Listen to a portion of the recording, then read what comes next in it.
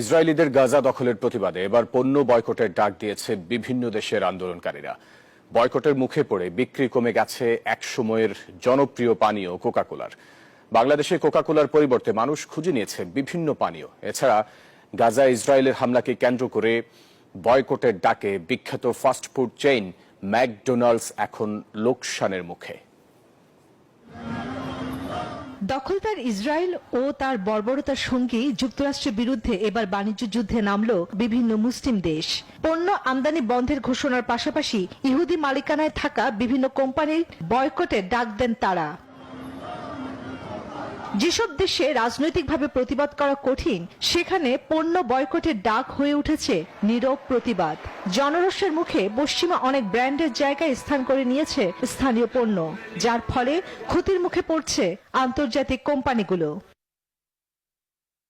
ফ্রান্সের রাজধানী প্যারিসে চলছে ক্ষোভ বিক্ষোভ।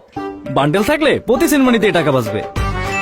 বিকাশ সেনমানি বান্ডেল কিনে জিতুন প্রতি লেনদেনে। ইসরায়েলি সৈন্যকে বিনামূল্যে খাবার দেওয়ার অভিযোগে জনরোষে ম্যাকডোনাল্ডস পড়েছেন জনতার ক্ষোভে। ক্ষোভের মুখে স্টারবাকসের মতো মার্কিন কোম্পানিও। বয়কটের মুখে পড়ে বিক্রি কমে গেছে এক সময়ে জনপ্রিয় পানীয় কোকাকোলার। অনেক দেশে কোকাকোলার পরিবর্তে মানুষ খুঁজে নিয়েছে বিভিন্ন পানীয়।